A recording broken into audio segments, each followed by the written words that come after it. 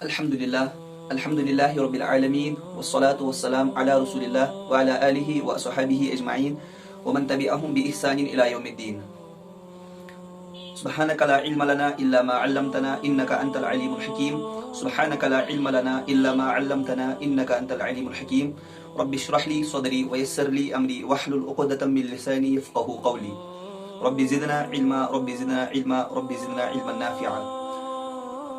اللهم صل على محمد وعلى آل محمد كما صليت على إبراهيم وعلى آل إبراهيم إنك حميد مجيد. اللهم بارك على محمد وعلى آل محمد كما باركت على إبراهيم وعلى آل إبراهيم إنك حميد مجيد. اللهم زينا بزينة القرآن.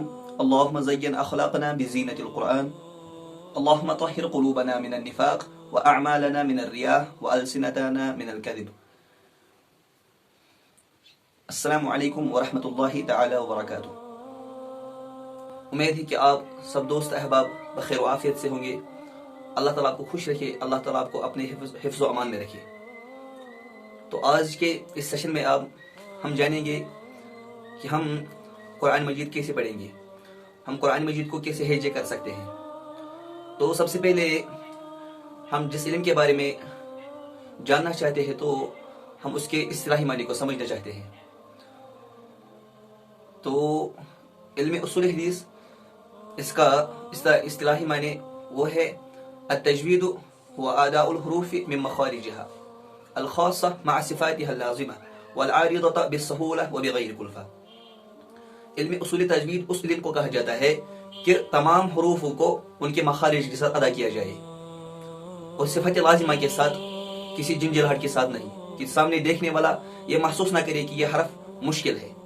وبغیر کلفہ, اور کسی ٹینشن کے بغیر, کلفہ کے بغیر, آسان طریقے سے جس حرف کا جو مخرج ہے اس کو اسی مخرج سے ادا کرنا. تو اس کے بعد اس کا حکم آتا ہے, وہ ہے العلم به فرض کفایہ والعمل به فرض عین. اس کا علم رکھنا فرض کفایہ ہے اور اس پہ عمل کرنا فرض عین ہے. ہر کسی شخص پر, ہر کسی مسلمان پر فرض عین ہے.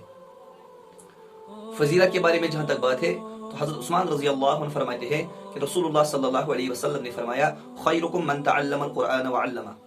فرمایا رسول اللہ صلی اللہ علیہ وسلم نے تمہیں بہتر وہ ہے جو قرآن سیکھے اور سکھائے. بخاری شریف کی مشہور حدیث ہے. اور رسول اللہ صلی اللہ علیہ وسلم نے سنن نسائی میں فرمایا ہے زینوا القرآن باصواتکم, قرآن کو بہترین آواز میں پڑھو. تو اب اگر اس کی غرض کی بات کرتے ہیں وہ یہ ہے صون اللسان عن الخطأ فی کلام اللہ, یعنی زبان کو روکنا ہے خطا کرنے سے. کس میں؟ فی کلام اللہ, کتاب میں, یعنی کتاب اللہ قرآن مجید کو صاف پڑھنا, قرآن مجید کو ٹھیک پڑھنا, یہ اس کی غرض ہے. اور اس کی ضرورت کیا ہے؟ وہ یہ ہے کہ قرآن مقدس میں اللہ تعالیٰ فرماتے ہیں ورتل القرآن ترتیلا. سورۃ المزمل میں اللہ تعالیٰ فرماتے ہیں ورتل القرآن ترتیلا, قرآن کو ترتیل میں پڑھو, قرآن کو ٹھہر ٹھہر کر پڑھو. دوسری جگہ اللہ تعالیٰ فرماتے ہیں سورۃ البقرہ میں آیت نمبر 121 میں الذین آتیناہم الکتاب یتلونہ حق تلاوتہ. جن لوگوں کو ہم نے کتاب دی ہے, جن لوگوں کو ہم نے قرآن دیا ہے, وہ اس کی تلاوت کرتے ہیں. کس طرح؟ جس طرح اس کا حق ہے. اس کا حق کیا ہے؟ اس کو تجوید سے پڑھنا, اس کے احکام کو ماننا, اس کے متشابہت آیت پر ایمان رکھنا, اس کی تعمیل کرنا, یہی اس کا حق ہے. تو امید ہے کہ آپ سب کو یہ قواعد و ضوابط سمجھ میں آئے ہوں گے. تو اب سب سے یہی گزارش ہے کہ اس چینل کو سبسکرائب کریں اور بیل آئیکن کو دبائیں تاکہ میری ہر نئی آنے والی ویڈیو اس کی نوٹیفیکیشن آپ کو ملے.